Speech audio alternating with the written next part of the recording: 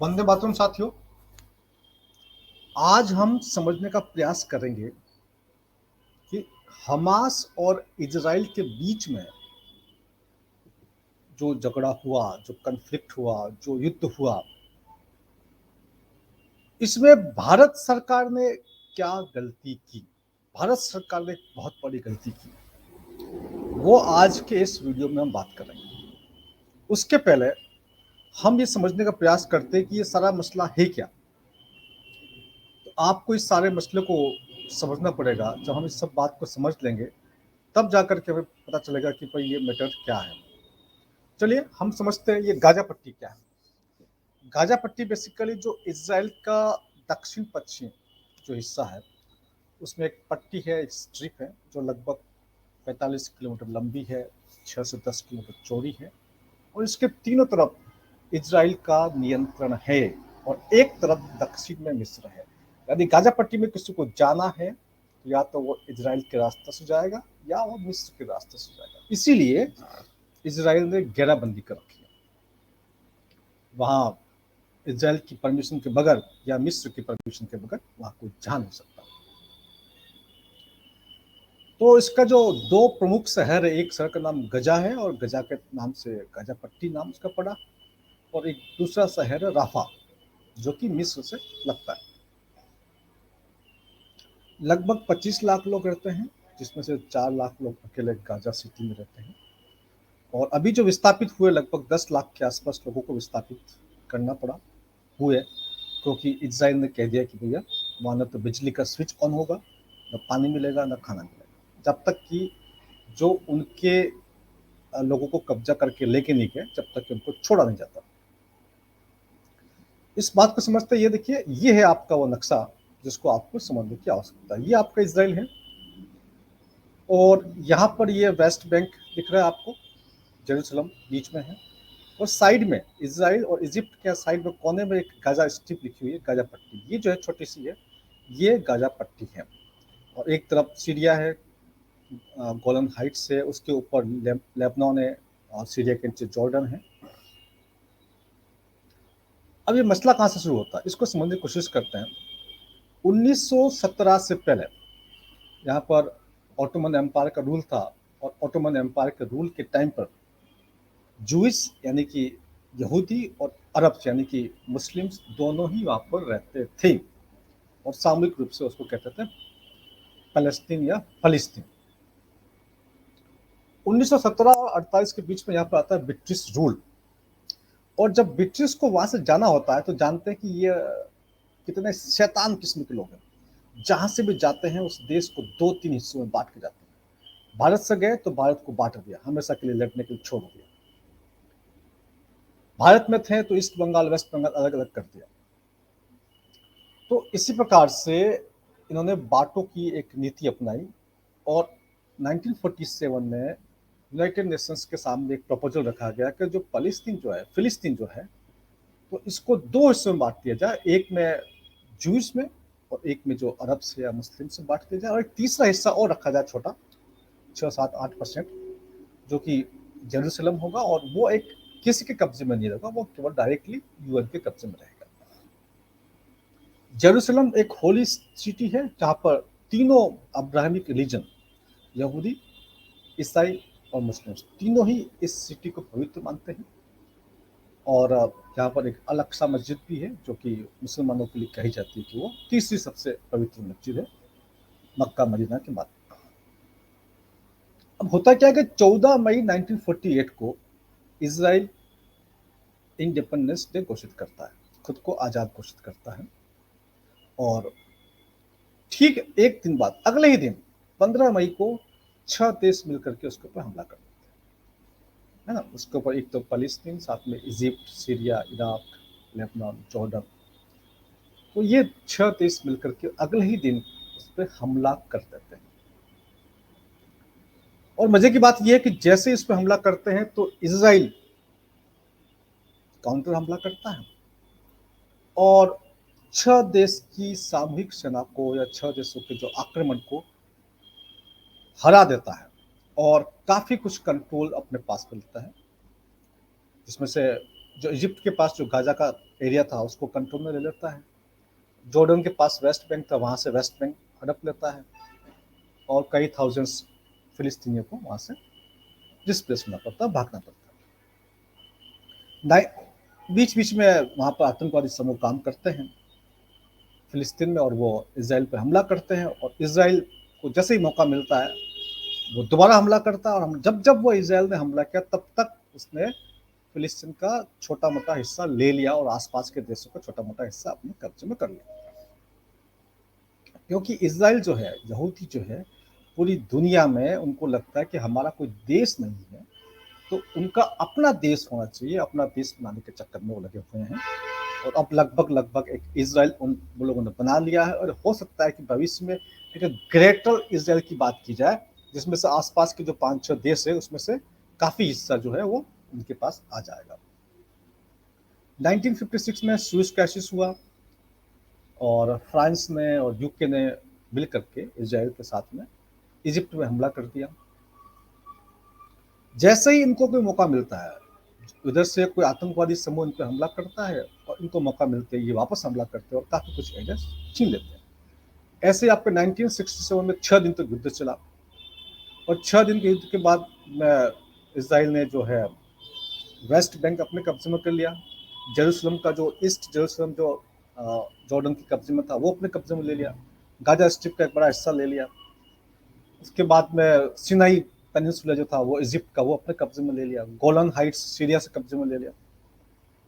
जब जब आप हमला करोगे तब तक इजराइल वापस काउंटर हमला करेगा, और अब जिस देश ने हमला किया है वहां से उसकी जमीन, कुछ तो कुछ जमीन वो लेके आएगा। ये 6 दिन का हमला था, एक निर्णायक युद्ध हुआ, इजराइल फिर जीता।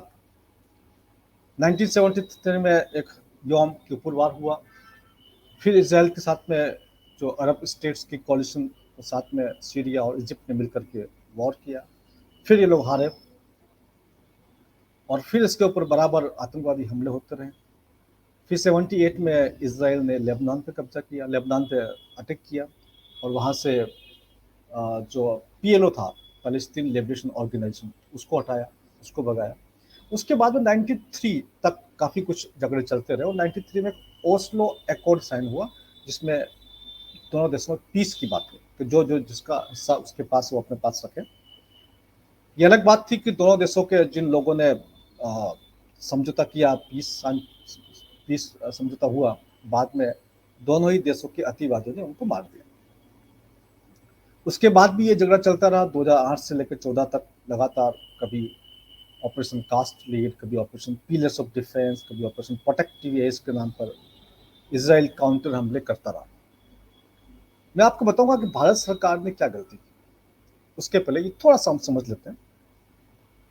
2021 में 11 दिन तक लगातार युद्ध हुआ, और हमास ने एक साथ 3700 रॉकेट्स दाग दिए। इसराइल के पास में डिफेंस मैकेनिज्म है जिसको डोम कहता है। जैसे कोई हमला होता है तो वो डोम जो है उस रॉकेट को हवा में ही मार के गिरा देता है। हालांकि उसकी जो एफिशिएंसी वो 90% 95%। अगर रॉकेट्स कम होते हैं तो लगभग 95% वो काम कर लेता है, 100% तक भी काम कर सकता है। लेकिन एक साथ हजारों मिसाइल्स, हजारों रॉकेट्स लॉन्च कर दिए जाए तो डोम भी बेचारा पगला जाता है, कहाँ कहाँ पर वो रोकेगा। तो ऐसा ही हुआ, और ठीक यही बात 2023 के अंदर हुई। और 2023 में जो कन्फ्लिक्ट हुआ, इसराइल पर तीनों तरफ से हमले हुए। समुद्र के रास्ते भी हुए, पानी के रास्ते भी हुए, ऊपर से भी हुए। टैंक के माध्यम से वो बाड़ेबंदी को तोड़ दिया गया, और जो हमास के आतंकवादी जो है वो इसराइल के अंदर घुस गए, और घुस करके तबाही मचा दी। कई हजार लोगों को मार दिया, कई सैकड़ों लोगों को कब्जे में कर लिया, बंधक बना के ले गए। और अब जो है इसराइल ने काउंटर हमला किया, और जो काउंटर हमला किया वो इतना जबरदस्त हमला है कि पूरी की पूरी दुनिया की जो रूह है वो कांप चुकी है। ये देखिए, ये इसको समझने की कोशिश कीजिए। ये आपका जो पहला जो डायग्राम है, पिक्चर जो है, इसको हम समझते हैं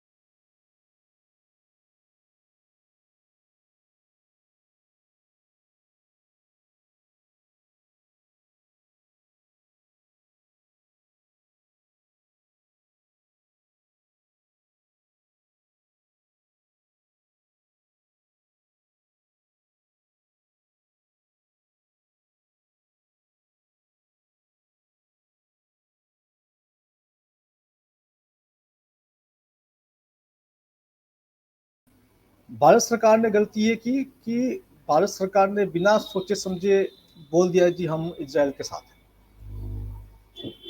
जबकि देखिए हमारे सामने चार स्थिति थी। नेहरू जी ने ये कहा कि भाई वो इजराइल के साथ नहीं है, फिलिस्तीन के साथ में है। अटल बिहारी वाजपेयी की सरकार ने भी इजराइल का विरोध किया था। हमारे सामने चार स्थिति थी। नंबर एक, या तो हम समर्थन करें हमास का, लेकिन हमास का हम समर्थन नहीं कर सकते क्योंकि वो आतंकवादी समूह है। वो औरतों का रेप करता है, छोटे बच्चों पर अत्याचार करता है, किस प्रकार से लोगों में आग लगाता है, आग लगने की वीडियो आपने देखा, लोगों को जिंदा जलाता है। ये जो मेंटेलिटी है बड़ी खतरनाक है। तो हमास का हम समर्थन नहीं कर सकते हैं, हम फिलिस्तीन का समर्थन भी नहीं कर सकते।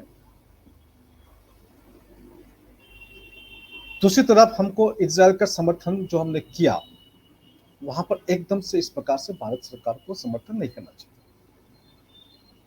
भारत सरकार के पास में चार रास्ते थे। पहला रास्ता तटस्थ, दूसरा फिलिस्तीन हमास के साथ, तीसरा इजराइल के साथ, और चौथा एक रास्ता और था जो भारत सरकार को कोशिश करनी चाहिए थी। भारत सरकार को दोनों से कहना चाहिए था कि भैया हम आपके बीच में मध्यस्थता कराने को तैयार हैं, और कोशिश करते कि हमास और फिलिस्तीन एक तरफ और इजराइल दूसरी तरफ के साथ में मध्यस्थता की कोशिश करते। तो इसमें क्या होता, उसमें उस क्षेत्र में शांति की स्थापना होती और भारत की शांति की स्थापना में एक बड़ी भूमिका होती। लेकिन हमारे सरकार ने एक बहुत बड़ी गलती की, अचानक से कह दिया कि हम तो इजराइल को सपोर्ट करते हैं। यदि आप मध्यस्थता की भूमिका निभाते तो निश्चित तौर से आप दोनों देश, जो दोनों पक्षों के बीच में जो अतिवादी ताकतें उनको पहचान लेते हैं और उनको नष्ट करने में सहयोग करते हैं। क्षेत्र में शांति होती, स्थायित्व होती, ये पूरी दुनिया के लिए अच्छा होता। नहीं तो हो सकता है कि तीसरा वर्ल्ड वार शुरू हो जाए। तो इस प्रकार की गलतियां जो देश के कर्ताधर्ता कर रहे हैं, मैं ये ध्यान आपकी तरफ और देश की जनता की तरफ आकर्षित करना चाहता हूँ कि हमें इस प्रकार की गलती नहीं करनी चाहिए। जब दो देशों के बीच में युद्ध हो रहा है तो कोशिश करनी चाहिए कि मध्यस्थता करें और किसी समझौते पर लेके आए। मैं समझ सकता हूँ कि जो हमारे देश के जो प्रमुख दल हैं और जो उनके सपोर्टर्स हैं, वो इस बात को समझेंगे, और आप लोगों से मैं उम्मीद करता हूँ कि आप लोग अधिक से अधिक ये वीडियो उन लोगों तक पहुँचाएँ, सरकार के लोगों तक पहुँचाएँ, ताकि सरकार के लोग भी जागे और इस बात को समझे कि उन्हें क्या करना चाहिए। जय हिंद, वंदे मातरम।